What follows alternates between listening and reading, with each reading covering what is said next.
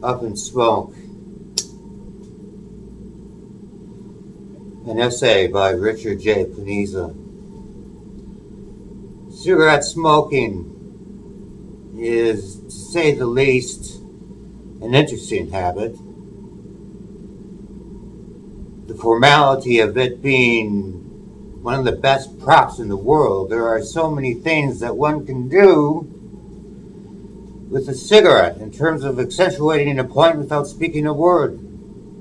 I won't go into details, but once again, it is the actor's dream for a prop to communicate and convey a certain message, such as,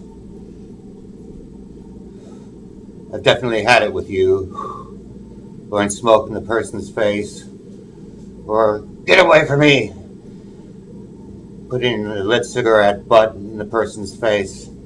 It accentuates the point. It also, let's face it, looks damn cool. I don't care if you're 13 years old or if you're my age, 52. Hey, I'm a true man because I smoke cigarettes and I look damn cool. Cigarette smoking is, regardless of its dire, horrid health effects, actually a very fun habit to partake in. It is psychologically addicting because it gives one something to do, the whole interactivity of unwrapping a pack of cigarettes, getting the cigarette out, lighting the proverbial cigarette, and of course, the satisfaction of a hit of nicotine from actually smoking the cigarette. However, back to those horrid health effects that I spoke of.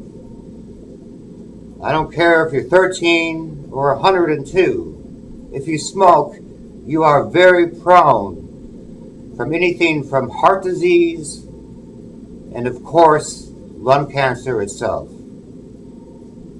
Quitting smoking, a conversation that I had with an individual whom of which has attempted for the past 20 years to quit smoking. Every day he promises that he's going to quit smoking. He tries, but he can't because he's so horribly addicted, both psychologically, but most pertinently, neurochemically addicted to nicotine.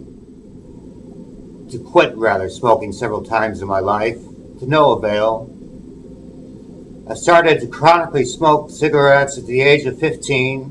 Now, as I've stated before, I'm the age of 52. Just do the math. Those are a hell of a lot of cigarettes into my lungs, a lot of smoke, and a hell of a lot of money spent. All for what essentially is for nothing but a cool prop, man. That is it.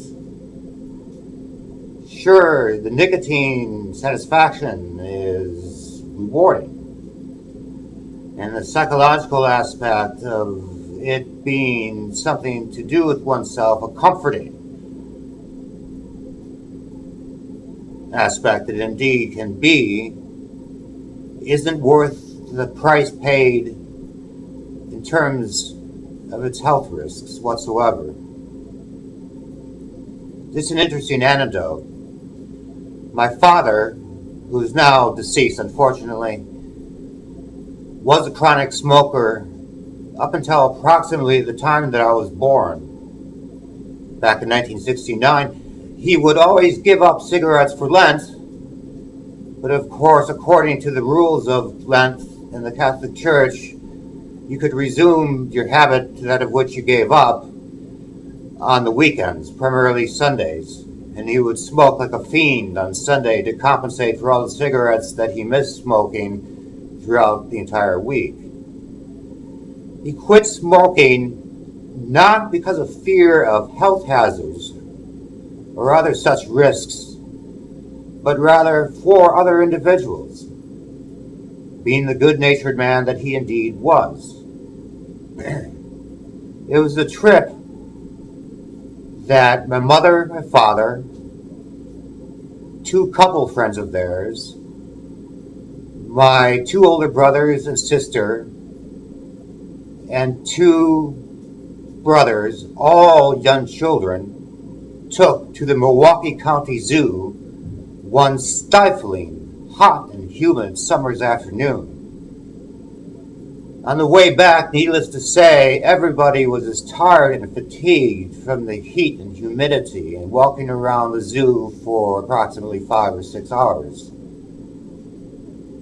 My dad was driving the car, an old Dodge station wagon, and discovered on the way back home where the kids were crying, screaming, and yelling, anxious to get back to their homes, anxious to get out of the hot and stifled car, by the way of which had no air conditioning at the time, which most cars didn't. My father had indeed discovered, to his great dismay, that he ran out of cigarettes. He direly needed, had to have, absolutely had to have a pack of cigarettes, a smoke. So, putting everybody totally out and regarding everybody's needs to get back home as soon as possible, given the events of the day and the stifling heat of the day, my father, regardless of their objection, blatantly pulled over to a gas station, went inside, bought a pack of Lucky Strikes, which was the popular cigarette at the time, and lit one up in the car simply because he had to have a smoke. Thus putting everyone out. To stop to smoke, rather, for good. And you know what? He accomplished it. He never smoked again. I never witnessed him smoking a cigarette throughout my entire life, or once again, this incident occurred about at the time of my birth. But he always remained both psychologically and physically addicted to nicotine. He always craved a cigarette, regardless of never having a smoke for 30 or so years. He always craved the intake of nicotine and the whole act and routine that I described before of the soothing quality and self-gratification of having a cigarette up until the day he died. And I could witness this through that every time he got done eating dinner, he would chew on a toothpick. And I was always curious, why in the world are you chewing on a toothpick, Dad? And he said to me, it's because it's in lieu of having a cigarette. I'm just so used to smoking cigarettes, I need something to compensate for them. So, well, he used a toothpick to give him that sense of self-gratification, which is indeed much healthier than smoking itself. Cigarette smoking is a unique narcissism. It has its unique properties. It is indeed the consummate my way mannerism of doing things. Any kind of drug addiction is a self-absorbed narcissistic act. And that certainly definitely includes, for all too many people, nicotine. And the self-gratification one gets instantly from an intake of nicotine through a hit from a cigarette. And you can always witness this with individuals who first light up. It's always a routine like this, where you're satisfied, where you're doing things your own way, your own special, unique way, your own damned narcissistic way, because you are so indeed damned in terms of being addicted, rather, to nicotine and the whole advent, the whole aspect, the prop aspect, the self-gratification, etc. of smoking a cigarette.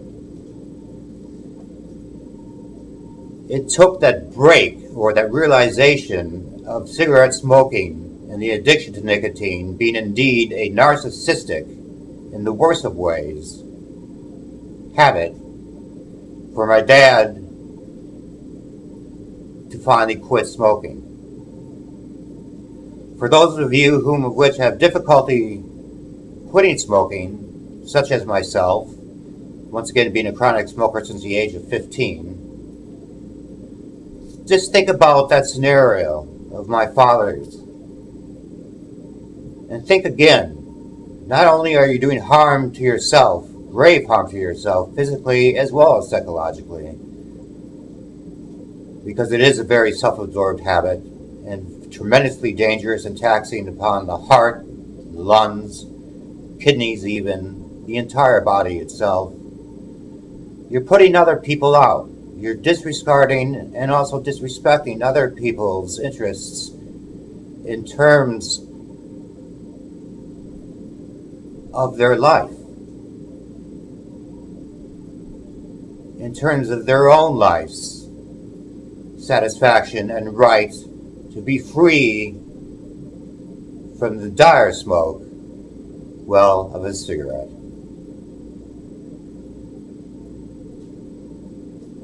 Godspeed to anyone attempting to quit smoking. It can be done.